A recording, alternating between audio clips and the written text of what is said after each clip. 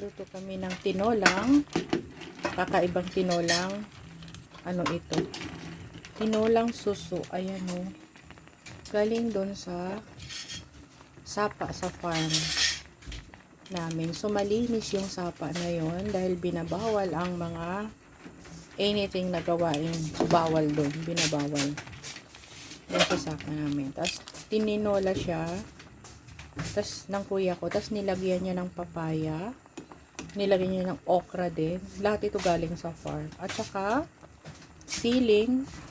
Dahon ng sili galing sa paso. At maraming luya. So, ngayon lang ako makakatikim nito yung tinolang ganito. Usually kasi ginagataan eh.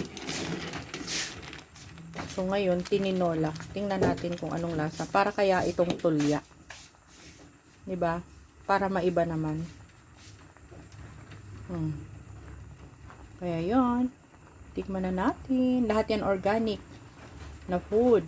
So, yan ang aking pagkain ngayon. At saka, kamoteng nilaga. Ayun.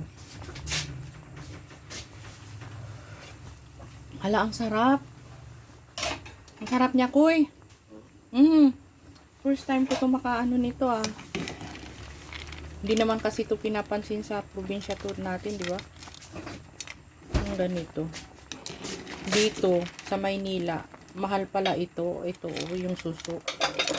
Kaya saka lang namin pinapansin. Pero sa probinsya dati, sa Bukidnon, hindi namin pinapansin yung suso. Ayan o. Ang dami nito sa spring namin. Dami kaya nito sa spring natin. Hindi natin pinapansin. Diba? Sarap niya. Kaya i-try nyo siya yung ganyang pagkaluto.